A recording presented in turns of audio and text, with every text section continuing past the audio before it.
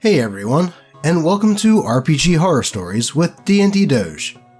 In today's episode, we have a story about a player that joins a game of Pathfinder with a group of coworkers, only for the game master to target her and give favor to his girlfriend. But before we get into that, here is Nipsey with a special request.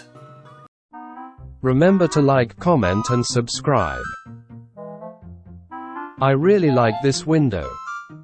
Thanks, Nipsey. I hope that they do that, as we're getting pretty close to 20k subscribers. And I have all of you, and the kiddies, to thank for that.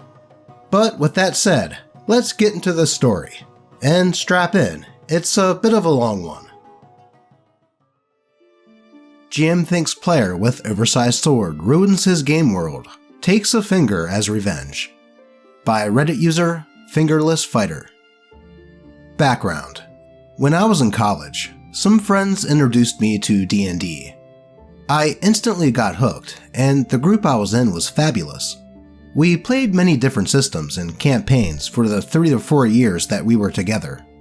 Fast forward to 2016, and I had just graduated and moved to a different state for work. After a few months of settling in, I decided that I wanted to try to find a new group. One day at work, I mentioned that I wanted to get back into D&D to a coworker, Billy, and he mentioned that a game that he was GMing just wrapped up. He went on to say that he was interested in starting up a new game with some other coworkers, and asked if I would like to join. I accepted, as he seemed like a good guy, and I honestly felt more comfortable playing with coworkers than people that I didn't know. After asking around, Billy and myself managed to recruit enough people to start up a game. The story.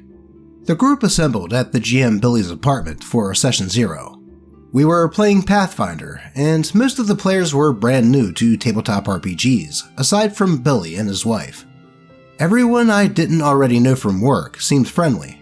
Billy advised us of the rules, which included things to make sure that players stayed comfortable and weren't thrown into any type of uncomfortable or uncontrollable situation.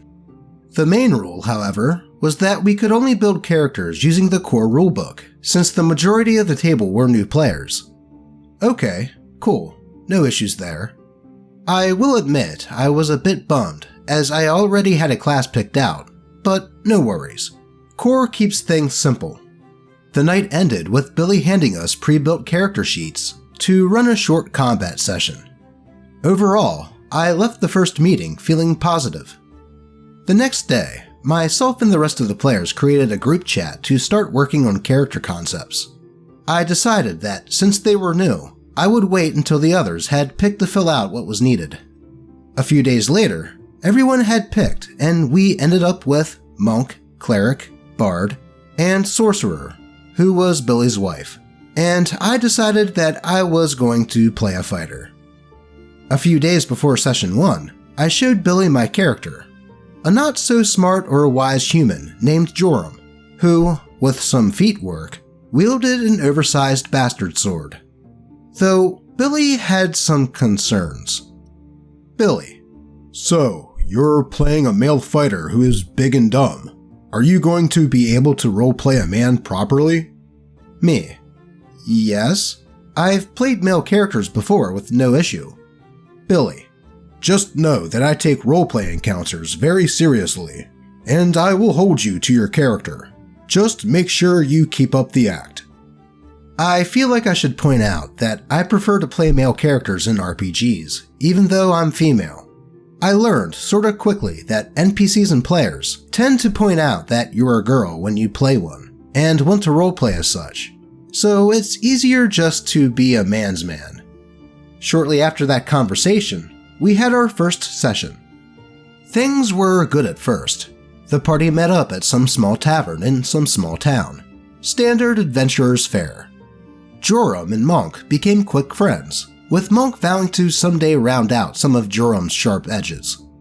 The party left town for the big city to complete a quest that was given to them by the mayor. On the way out, the party got into their first ever combat encounter together. And, oh dear lord, that first combat encounter. We were ambushed by a band of 4 to 5 highway robbers. Everyone but Monk and Sorcerer rolled horrible initiative, which meant most of the party was taking their turns after the enemies. Monk goes first and rolls his first dice of the game. A crit failure. After rolling from a table, Billy announces that Monk has hit himself below the belt, which causes him to be stunned for, rolls a d4, 4 turns. Monk's player is visibly upset, as he knows that he's most likely out of the rest of the encounter. Then Billy announces that it's Sorcerer's turn, and his wife picks up the dice. A quick side note. When I first met Sorcerer during Session 0, she bragged about playing Pathfinder for years with Billy, and specifically mentioned how she only ever played Sorcerer because she knew the ins and outs of the class super well, and loved big flashy fire magic. Somehow, with a combination of roleplay, asking Billy what her spells did, pondering the best location to use area spells, and theory crafting the ideal attack, Sorcerer managed to make her turn last 21 real-world minutes. Sorcerer kept the long trend up and caused a bunch of other issues during the campaign, but that's a story for another time. By the time she decided on the play that she wanted to do, most everyone at the table had checked out and were looking stuff up on their phones, including me. Sorcerer's spell managed to deal light damage to one of the enemies, which led them to taking their turns. Then finally, it was my turn. Joram swung his big sword and got a lucky roll, dealing max damage and outright one-shotting one of the highwaymen. With another lucky roll, I downed another as I had the ability that let me attack multiple targets in a turn, so long as they were next to each other. Billy then paused the combat and asked for my character sheet. I handed it to him, and a few minutes later, he hands it back and says, "We need to talk." He brings me outside onto the balcony and starts lecturing about how power gaming is in poor taste, blah blah. I said that I wasn't trying to sneak anything by him or power game, and had shown him my exact character earlier in the week, reminding him of the conversation that we had previously. He grumbled a bit and said that oversized bastard swords would look too silly for a normal-sized fighter to wield, and this campaign was too serious to allow it. It ruins the game world I created.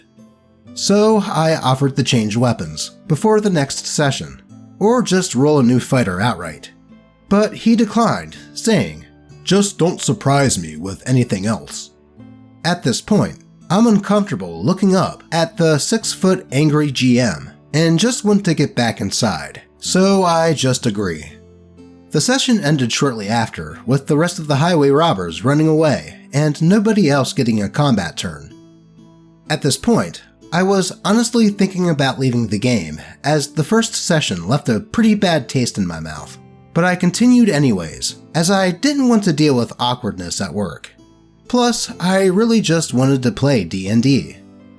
During the following session, the party finds a cave, and after a few puzzles, happens upon a chest with multiple magic items in it. Monk gets hand wraps that work with his abilities, Sorcerer gets a cloak that gives her an extra spellcasting slot, and the others get something that helps their class. I find a magic ring, and after making a particularly high spellcraft roll, Sorcerer tells me that the ring will improve my chance to hit by 2. This effect just so happens to negate the penalty that I take from using an oversized weapon, so I ecstatically put it on. Though immediately, my HP starts to drop, as starting from the finger that the ring was on, my arm blackens. Billy, it turns out the ring Joram so carelessly put on is cursed. Maybe now he will think twice about equipping random items from a dungeon without getting them properly checked first. Me, out of character. Why would Joram think that the ring was cursed? Not only did everyone else get non-cursed items, but the sorcerer rolled really high as well in that check, and pretty confidently told me that it was safe. I'm not sure what else I could have done there.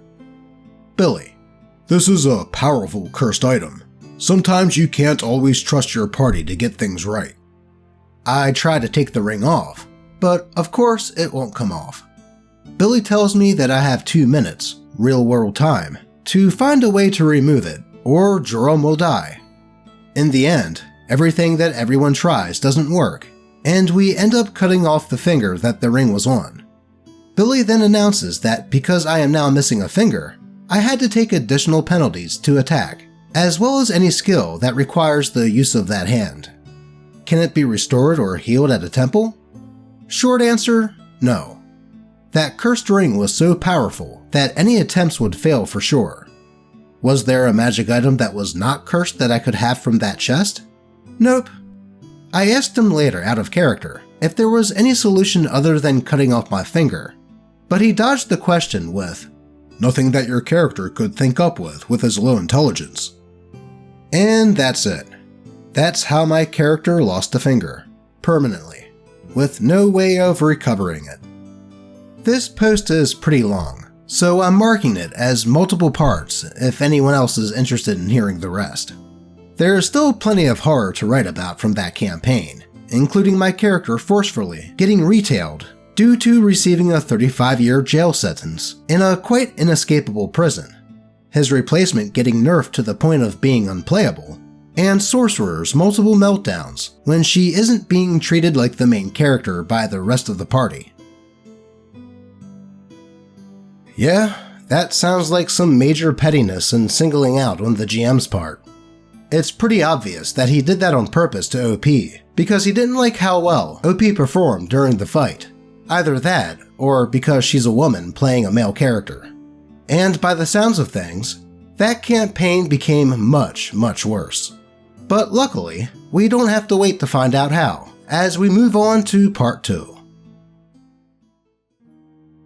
This will be Part 2, and a continuation of the story I posted the other day, about a GM who did not like me playing a male fighter with a large sword, which ended with my player character losing a finger. As a brief reminder, the important names to remember are Joram, my fighter, Billy, the GM, Monk, and Sorcerer, the GM's wife. Rewinding a bit before the first session. One thing Billy wanted for us to do was to create some sort of engaging backstory that could inspire subplots or help with character development down the line. Alright, awesome, backstories are great. Billy even started up a Skype group for the game that, alongside our work chat, could be used to help the new players develop their characters' backstories. As some commenters mentioned in my last post, yes, I did end up borrowing from Pathfinder's iconic barbarian when creating the character and backstory. Joram was a fighter from a prestigious clan of warriors who passed down a large bastard sword. The sword was claimed long ago from a great battle with a giant, and was given to the person who won in a contest of strength against the current leader. The warrior who received the sword was exiled from the clan until they got word of the current leader's imminent demise. They would then come back and take over as leader of the clan, with new experiences and adventures to guide their future decision-making. Somewhat basic, I know, but I figured it was easy enough to work with, and explained why Joram carried around and used a large bastard sword. Picking up from where we left off last time, Session 3 or 4 starts, and the party ends up finding a secret document that more or less explained the main story hook of the campaign. Orcs, goblins, and some evil kingdom, led by the BBEG of course, are gathering together in massive numbers in an attempt to take over the entire kingdom. Something like that.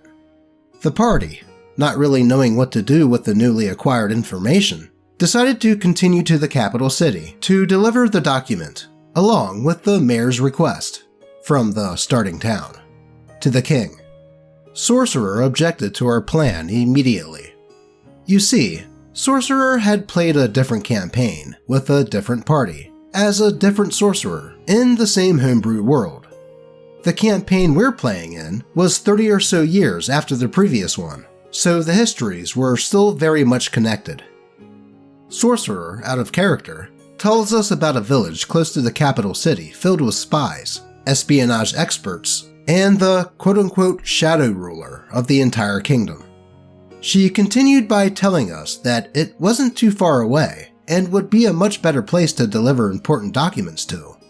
She pretty much then repeats the same thing, but in character. Monk asks if we could pause the game for a second and calls out Sorcerer for using knowledge her character shouldn't know. Monk. Hey, just out of curiosity, how would your character know this? Me. Yeah, I didn't want to say anything, but didn't we all establish that we were new to adventuring? This place sounds pretty secretive for just any old person to know about. Sorcerer. She would just know about it, from a book or something. She's pretty smart and well-read. Monk. I'm not quite sure that's how that works, is it? Billy. Her previous character from this world is her great-grandmother. She passed it down in a diary. It's backstory. One thing to mention is that Billy was staring daggers into me the entire time we paused the game. I can't remember if he was also staring at Monk, but I don't think he did. We resumed the game and decided to just go with Sorcerer to the super secret town where the Shadow Ruler lives. On the way, we stop at a mountain keep that has been converted into some sort of rest stop with food, drink, and an inn. Bard, Monk, and I decide to have some fun and spend some coin by drinking, dancing, and participating in various other bar activities. A barmaid comes up to me during this and asks me if I would like to hang out with her, but I politely decline as I'm having fun with my friends. Though she insists, offering free drinks if I would. Again, I decline and go back to the arm wrestling contest that I'm currently having with Bard. The other players get some scenes, and then I'm told to roll multiple reflex saves, each with an increasing number of penalties for being various stages of drunk, despite only having bought one drink the entire night. Eventually, I fail one of these saves, and gasp, oh no, I've just accidentally hit the barmaid with my mug, spilling the remainder of my drink all over her Sunday best. Okay. Billy. She's really mad and starts loudly slinging swears at you. You can see the rage in her eyes. Joram. I'm terribly sorry, miss. I must not have been paying attention. My mistake. Billy. Joram tries to say that, but because he is so drunk, it comes out in slurs and sounds much ruder than intended. Because of the failed reflex, he stumbles while talking and accidentally pushes her down. This scene went on for a little while, with nothing I could do to calm it down. At one point, I even pulled out a few gold to pay for the ruined clothes, hoping that would smooth it over, but the gold was slapped out of my hand. To be honest, I was a bit confused over the entire thing out of character. Eventually, the scene died down a bit, with the manager or owner coming over to soothe things over. He even offered to comp our rooms for us. How nice. So we accept the offer and headed up to bed for the night. The party wakes up in the morning to a mostly empty inn or tavern, and quickly notices that all of our stuff, minus the clothes that we slept in, is gone. Panicked, we rush to the front, where we find the owner, who tells us not to worry. Each morning, staff comes by to collect our stuff and washes clothes, polishes items, and sharpens blades. After waiting around a bit, the party gets all their items back. Everything missing was returned good as new, and with some temporary bonuses applied. Now, when I say everyone, I mean everyone but Joram. Joram got most of his stuff back, but his sword was mysteriously missing.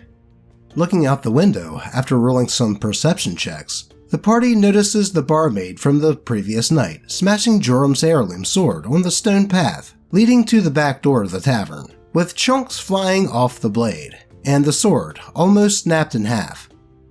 Before the party could stop him, Joram ran out of the tavern to try to stop his sword from being completely destroyed by yelling, "Hey, what are you doing? Stop it!"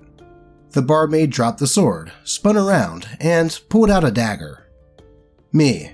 I yelled to the party, "I have a blade raised against me," and lunge at the barmaid. Billy. Are you sure you want to do that? Me. I mean, I've seemingly caught a thief red-handed who not only stole from me, but is actively threatening me with a dagger. I see no reason why I would hold back. Billy. Alrighty, everyone roll initiative. A little bit of a side tangent here. I was both upset as a player and as a character at this point. Although I wasn't particularly attached to playing a fighter with a large sword, I did feel like I was being punished for something that I didn't know I did wrong. I had specifically asked during the first session if Billy wanted me to change my backstory and weapon focus, and he said no to both. If this was some character-specific development based on my backstory, which it wasn't, then I might have understood. But even then, I would have liked to have that kind of conversation prior to the session taking place. Something Billy had mentioned to me in a prior session was that I needed to be careful with the weapon and make sure it didn't break, as no one would be able to fix or craft another for anything shy of 9,000 GP. Losing my sword here would leave me weaponless, with a handful of useless feats, at least for a little bit, and really impact my backstory in a negative way. The idea of that alone didn't feel very good, and left me with a sour taste in my mouth for my own character. Alright, back to the story. Before combat started, I decided to fight using only my fists. I did have a backup weapon, but my plan was to use non-lethal attacks with the assistance of the party. I was hoping that we could resolve the whole thing quickly, and maybe make peace with the barmaid after everything was resolved. I mentioned my intentions to the party, and Monk runs up and lets a punch fly, dealing some non-lethal damage. The barmaid takes a swing at me with a dagger and misses, and I deal a non-lethal hit. Bard sings a song, and then Sorcerer takes her turn. Sorcerer: I cast Glue Seal on Joram. Me: what? Why? Sorcerer: because I can tell he's really upset, and there must be a way to solve this without violence.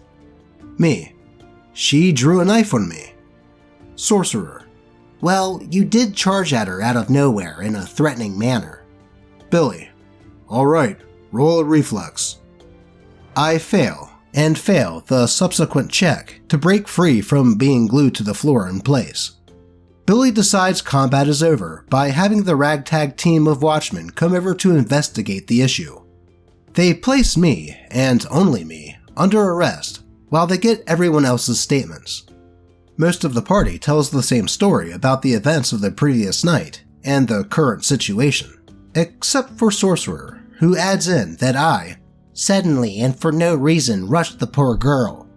One of the watchmen grabbed my now beat-up sword from the ground and hold it in front of me. Is this what all the fuss was about? He then snaps it in half by beating it against the wall. I get hauled away, waiting to be judged for my crimes at the nearest town. The game ends, and I, along with most of the other players, are a bit quiet. Billy picks up on how upset I am and asks to speak to me outside. I follow, bringing Monk with me. We talked for a bit about the whole situation, and I expressed my displeasure with some of the in-game events and being singled out randomly. Billy explained that he was really not purposely trying to target me in or out of game, and admits that the big sword and the other unrealistic, not sure what he meant by this, features of my character really did bother him after all. He adds on that he might have expressed it on a whim, in-game, and in a very bad way. So he apologized for the treatment out of game and asked if I would stay as a player. Ultimately, I told him that I would give it another shot, mostly because I had become friends with everyone at the table, including Sorcerer and Billy himself. We were all pretty much the only employees at our company in the same 20-something-year-old range group, and these weekly sessions were a great way to get out of the house to meet up. I asked Billy if I could just roll up a new character, since I felt this one was pretty much done with. He said sure, and we went back inside. And so yeah, that is the anticlimactic end of my adventures with the mighty swordsman Joram. He got sent to Fantasy Alcatraz, and I think was eventually murdered in a prison riot. I do feel bad that his clan is without a leader, but that little plot thread never came up again. Though, spoiler, only one person's backstory was actually explored in-game during the time I played with the group, and I'll leave it open for whose it was. I think I'll write one more post about this campaign, and the various horrors that occurred after my new character, Ragu the Ranger, joined the party. Yeah, I'd have to say that OP was definitely being singled out there. Hell, the DM basically admitted so by stating that OP's build bothered him, even though it was approved beforehand. Though at least it sounds like they talked it out like adults, which is why communication is a cornerstone in any tabletop RPG like Dungeons & Dragons or Pathfinder.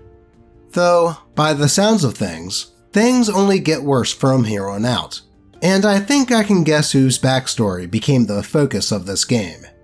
But before we find out, I think we all need a kitty intermission.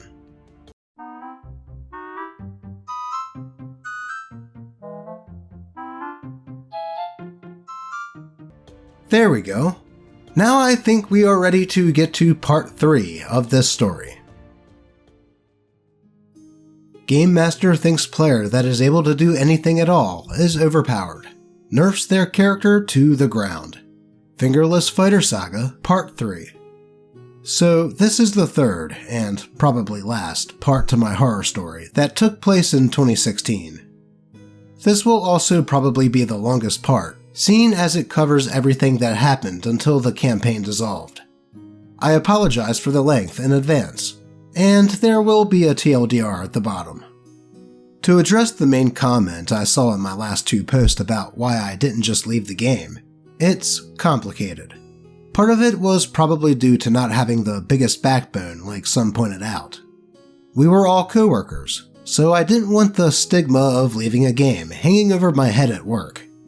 I thought of everyone at the table as good friends, and had never left the gaming table due to negative reasons. Finally, I didn't have a good gauge on what my tolerance for BS between friends should be.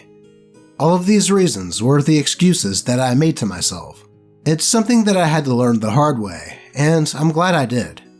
I will not be making the same mistakes again. When we left off, Billy had apologized to me for the in-game actions that he took against my character, and asked if I would stay in the game, along with the promise that he wouldn't do something like that again. To be completely fair to him, the game went great for a while after that incident. I rolled up a ranger named Ragu, and there were no further issues with targeting or being harassed by NPCs like my fighter had experienced. Looking back on it, I do remember that Billy had made another comment about me playing another male character, but it wasn't enough to trigger my radar like it had that first time. I came into the game as a level 3, same as my fighter with the same EXP, and we had 6 to 7 months of really good sessions where nothing really bad happened. The game itself was going really smoothly, and there were some things that I genuinely liked about it. First, the rules Billy had at the table. While you could bluff the other player characters or attempt to steal items from them, the one thing you could never do is influence their decisions. As an example, if a player tried to convince you to follow a specific plan and rolled a perfect diplomacy check against you, you always had the agency to disagree no matter what your opposed role was.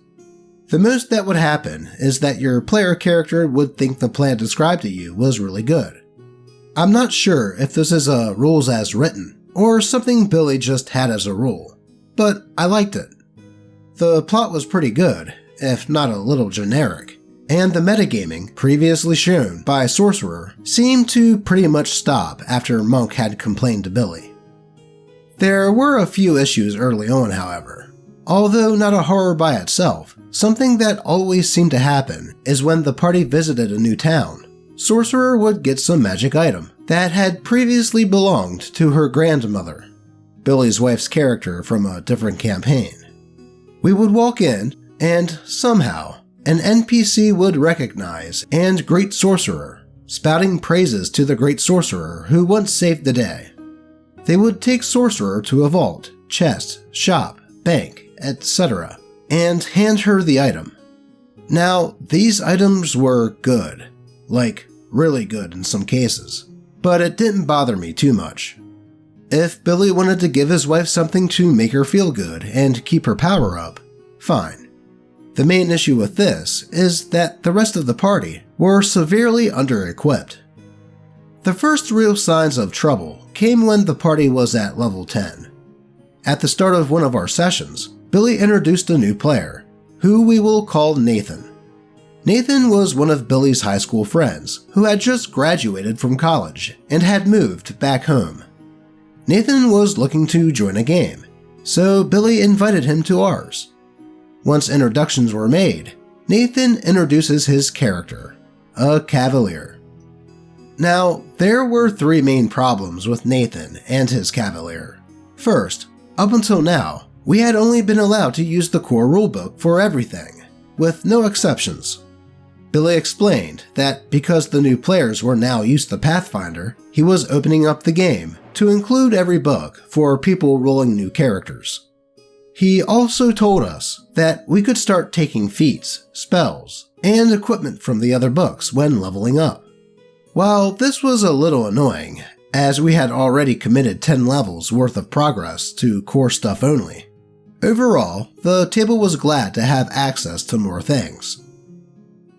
Yeah, I can see how that could be a little annoying and unfair to the other players, considering that they could have made completely different builds from the start, but Nathan was able to have access to all of it to build up his level 10 character. As a side note, before talking about the second issue, Nathan is now a really good friend of mine. He's got a good sense of humor and is really respectful to people's boundaries. As an example, at the end of one of our sessions, he asked me out on some sort of lunch or dinner date, which I rejected. He didn't try to pursue it any further, and we continued in and out of game as if nothing had happened. All that being said, the second issue was that playing with Nathan and his cavalier was awful. Not only did he bring in one of the more mid-max creations I've ever seen, but most roleplay encounters would turn into combats if his character was ever involved, and Nathan loved making himself involved. An example of this was when the party came across a traveling band being led by a lute-playing bard. Ragu started asking the bard about what cities they had traveled to and what type of music they liked playing. Then, all of a sudden, from the top of a hill, Nathan charged and ran his lance through one of the band members, initiating combat. When asked why he felt the need to murder a non-hostile group of musicians, Nathan responded with a shrug and said something along the lines of, "My backstory is that I hate music," or something. Well, that is a really stupid reason to kill a band that had done nothing wrong. I mean, I don't like the mailman, but it's not like you see me running out and trying to fireball him. And besides, who doesn't like music? Finally, the third and biggest issue that started to become much more noticeable was our player character's wealth. When Nathan built his character, he got to buy nearly 70k worth of magic and non-magic items per the wealth by level table. Aside from Sorcerer and him, the rest of the party maxed out at around 6 to 7k worth of items and gold. Billy was notoriously stingy with loot. Apart from the cave we found when we were level 2, we never found another chest or got a drop from an enemy that wasn't a 30 GP used weapon. Billy's reasoning for this was that he wanted us to make use of our surroundings and exploit natural resources around us, instead of relying on manufactured goods. He also said that if we did get magic items, they would feel much more special. To be fair, this is an interesting idea in theory, but in practice, it just wasn't consistent enough to get us close to where we should have been power-wise. On top of that, Billy used generation tables to determine what item shops he had available. This was annoying, to say the least. More often than not, finding a specific potion or magic item while shopping was literally impossible. If we did find something we wanted from a shop, it would cost 3 to 4 times more due to it not being manufactured in the region. If we did decide to buy the item at the marked up cost anyway, we would have to roll a diplomacy check to see if the shopkeeper was going to try to screw us over even more by increasing the price at the last second. Ragu might be the first character in Pathfinder's history to pay over 2,000 gold for a potion of enlarged person. Of course, he never got to use the potion due to Nathan stealing it out of his backpack at night after acquiring it. Combats were no longer fun for the majority of the party. At first, Nathan or Sorcerer would end combats very quickly due to being significantly more powerful than the rest of the party. Although the rest of the party felt somewhat outclassed, we didn't see it as much of an issue, as we could still contribute something to the fights. Billy didn't think the same way as us, and instead opted to balance combat encounters around Nathan and Sorcerer. This made combat impossible for the rest of us. It even got to the point where when combat would start, we would pray that the enemies wouldn't target us during the first round, so that we could run to cover and stay there the whole fight.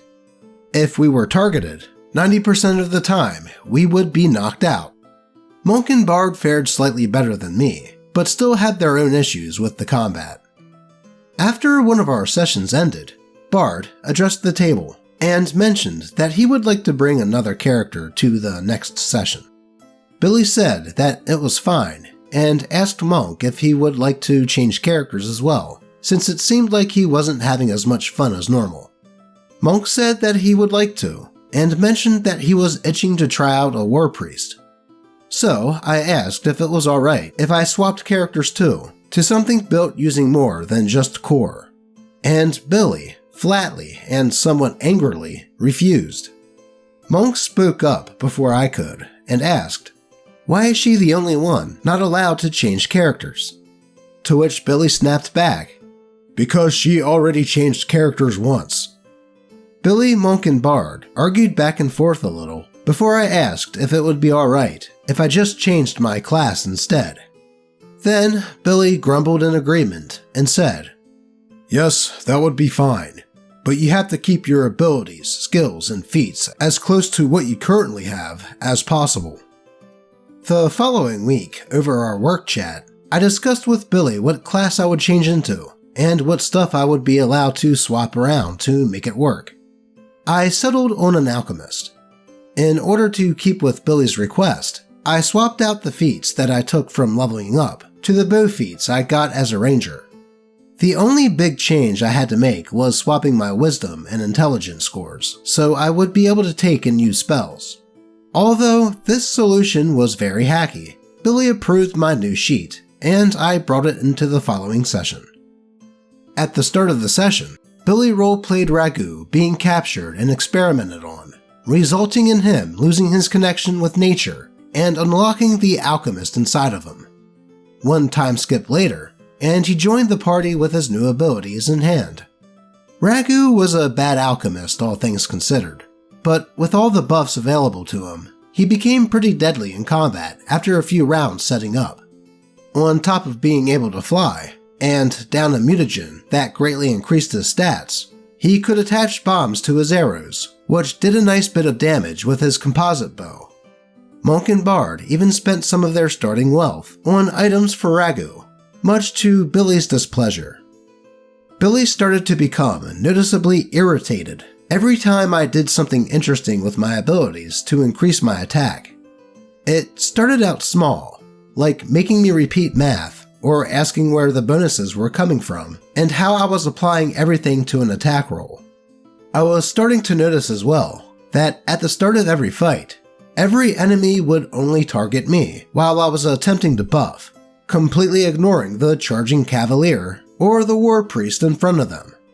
It got to the point where I was having to start every combat from the air. This caused Billy to throw a fit and mumble about how overpowered Alchemist Flight was, despite Sorcerer also starting most combats in the air using one of the magical items that was given to her. Monk, Bard, and even Nathan pointed out to Billy how silly that statement was, and how I wouldn't feel the need to do that if Ragu wasn't singled out every fight. The straw that finally broke the camel's back and caused myself, Monk, and Bard to quit the campaign for good occurred over the final 2 sessions. The party was traveling through a broken down temple when we were ambushed by one of the BBEG's armies. Off in the distance, Sorcerer noticed a lieutenant watching the action from afar. Billy described how he looked like he was taking note of our fighting styles in what seemed like a report, possibly going back to the BBEG's war headquarters. Billy mentioned how this guy looked like the perfect target for Sorcerer to hit, since she noticed it looked like he was weak to fire, something that she could throw at him from a distance. Sorcerer relayed all the information back to us and said she was going to try to take him out. Ragu shouted back that he would assist if her attack failed, and Sorcerer said back, "Sure, but I'll have you know, I never fail fire magic."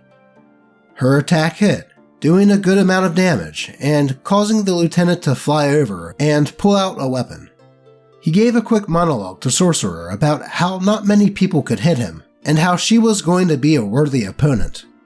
But with that, Ragu notched a bomb arrow and shouted, "Aye, she might be a worthy opponent, but she's not alone." My attack hit, causing his HP to drop below 0, as Sorcerer gave the falling body a peace sign. Out of character, the players laughed and threw around some comments about how cheesy my one-liner was. Billy, however, was pissed. He stopped the game and demanded that I explain how I was able to apply fire damage to my arrow using a non-magical composite bow. After explaining the bomb arrow ability and showing him the alchemist discoveries I took to enhance my bombs, the conversation turned into a mini-argument. The session ended without ending the combat, and Billy asked everyone to leave their character sheets at his apartment so he could go over them in detail over the week. The following week, Billy started the session by saying that he had an announcement. "So, after reviewing everyone's sheets, I noticed some pretty big discrepancies. A few numbers didn't add up, and a few people forgot to update things as they leveled up. I went ahead and fixed that. I also noticed that it appears someone might have been cheating by increasing their ability scores in between sessions. You know who you are. Don't do it again."